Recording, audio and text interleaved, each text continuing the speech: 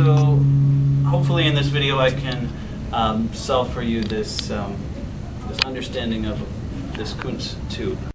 It's a resonance tube that has styrofoam in there, and we'll see that we can create a standing wave in a tube. But first you need to know what a standing wave is.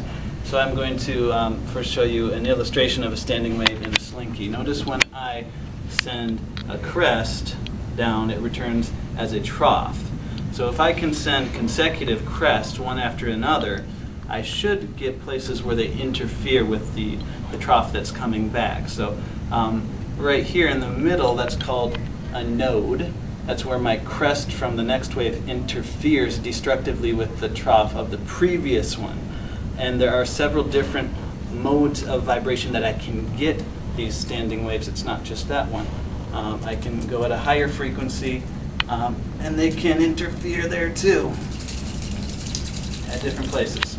So there are basically an infinite number of harmonic frequencies that will give you standing waves. Now let's go from transverse waves to talking about sound waves now. Sound waves operate not by transverse but by longitudinal waves. It's a little bit different. If you can imagine this concept of resonance, you're reinforcing something at its natural frequency. For example, if you're pushing a kid on a swing, you wait until the kid comes back before you push him again, and then the amplitude increases.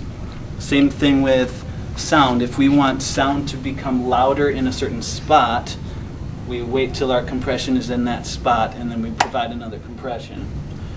These are transverse models of that type of interference happening with longitudinal waves in tubes. So it's many different modes of vibration that will work. Now let's take a look at this tube. So I've got it hooked up to the keyboard here, and not every frequency is a resonant frequency, but there are some frequencies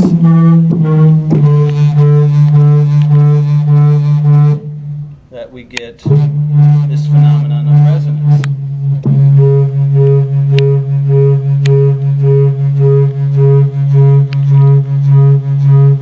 So what are we looking at? Now I used to think that I was looking at cancellation and superposition, like node, antinode. But I threw that idea out because it doesn't add up. It doesn't match one of these pictures. You don't have a mode of vibration that'll create nodes right there and antinodes right here. It just doesn't fit the column length. So I measured this out and the math didn't work, and then it hit me. Now look at this. Where was it? So this actually is a superposition of not compression but a rarefaction. So that's like a vacuum right there.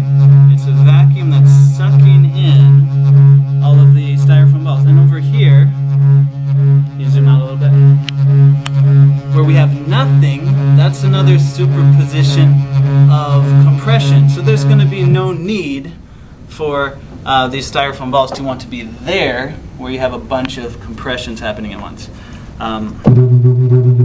The cyclical hums you're hearing, it's produced if you have a beat. I think that's kind of cool. If you have two notes really close together, they constructively interfere at regular intervals. That's why you hear the hums. So we'll see another example. But anyway, let's try to get the... That's the one we had before. So here's what's special about this, is that that's constructive, this is constructive, so where do we actually have the node? And the node is happening right here. There's nothing special about it. And when that makes sense, then you can fit it into one of these modes of vibration. And it turns out that it's this harmonic, where if you go 2/5 of the way down the tube, you have this cancellation. Now ignore these two spots because they would be antinodes, but there's your node. And if you go another 2/5 of the way down the tube, you have another spot, in between vacuum and superposition. You have another one. So that's another cancellation point. So it'll fit this model. Now, let's have some fun with it. Let's play some music. Yep.